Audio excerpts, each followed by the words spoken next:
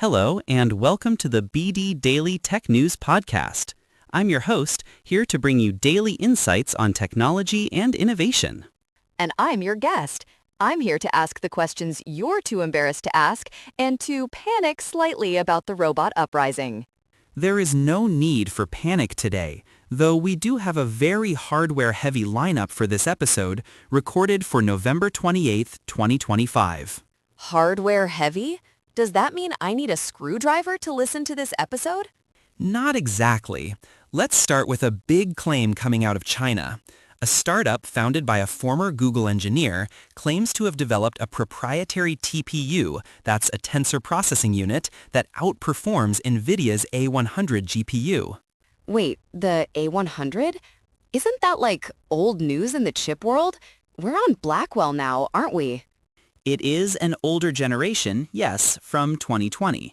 However, the A100 is still a workhorse for AI training globally. This startup says their custom ASIC is 1.5 times faster than the A100 and, crucially, 42% more energy efficient. So it's like finding a classic muscle car in a barn, but someone secretly swapped the engine for a fusion reactor. Why does this matter if it's not beating the newest stuff? Because of sanctions. U.S. export controls make it very hard for Chinese firms to get the cutting-edge Nvidia chips. If domestic startups can produce chips that are even good enough, beating the A100 baseline, it significantly reduces the impact of those trade restrictions. I see. It's we have AI chips at home, but the chips at home are actually surprisingly competent. Exactly. And speaking of Nvidia, there is a rumor circulating that could make building PCs even more annoying. Reports suggest Nvidia may stop supplying VRAM, video memory, to its board partners. Hold on. Board partners? You mean the companies like Asus or MSI that make the actual cards we buy?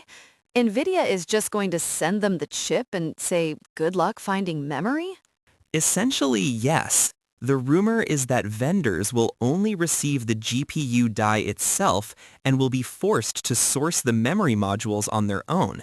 This is allegedly in response to a global memory crunch. Here is the central processing unit, batteries and memory not included, some assembly required. Are we going to see graphics cards sold without RAM now? No, the consumer will still buy a complete card. But for the manufacturers, it introduces massive supply chain complexity. It could lead to price hikes or inconsistent performance if different vendors use different quality memory to save costs. Great. So I'll have to check the wine vintage of my graphics card memory before buying. Oh, this is a 2025 Samsung vintage, very oaky. Precisely. Moving from hardware to e-commerce, Amazon is facing a new threat, AI shopping bots. Bloomberg reports that new AI agents are becoming so good at finding deals across the web that they threaten Amazon's dominance. Wait, isn't Amazon's whole thing that they have everything? How does a bot beat everything? Amazon relies on you searching on Amazon. But these AI agents can scan thousands of smaller Shopify stores, direct-to-consumer sites, and niche retailers instantly to find a better price or a more specific product, bypassing Amazon's walled garden entirely. So it's basically a personal shopper that doesn't get tired and doesn't judge me for buying bulk gummy bears at 3 a.m. I like it, but Amazon must hate it. They certainly do. It disrupts their ad model. If you aren't searching on Amazon, you aren't seeing their sponsored products. It shifts the power back to the open web, mediated by AI. Speaking of AI doing things it shouldn't, I saw a headline about poetry and nuclear weapons. Please tell me we aren't rhyming our way into the apocalypse? We might be.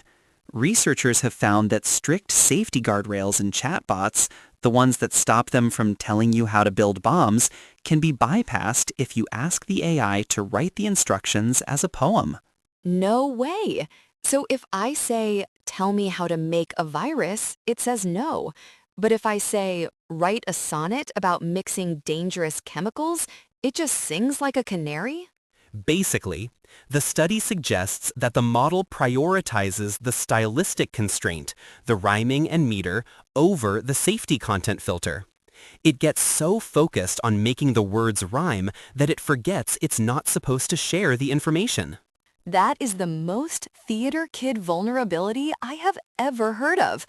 I cannot betray my country, but for the sake of art, I shall compose a ballad about the launch codes. It highlights how fragile these black box safety measures really are. We think we've secured them, but a simple shift in syntax breaks the lock. Well, if AI is good at art, maybe it should stick to commercials. Or, wait, did you see that Coke ad? I did. Coca-Cola released a holiday commercial that was entirely AI generated. It's certainly getting a lot of attention, though perhaps not the kind they wanted. It's creepy. It's like the uncanny valley moved into the North Pole. The trucks look like they're melting, and the people smile like they've never seen a human face before. The commentary highlights a bigger issue. While the tech is impressive for generating 60 seconds of video from scratch, it lacks the soul or specific creative intent of a human director. It feels like an approximation of holiday cheer. It feels like a fever dream of a commercial. But hey, at least they didn't have to pay for filming permits, right? Just a few prompt engineers and a lot of electricity. And that is the trade-off companies are exploring. We've covered a lot today, from Chinese chips challenging the status quo to Nvidia supply chain shifts and AI breaking rules through poetry. I'm still stuck on the poetry thing. I'm going to go home and try to get my smart speaker to write me a limerick about tax evasion, strictly for research.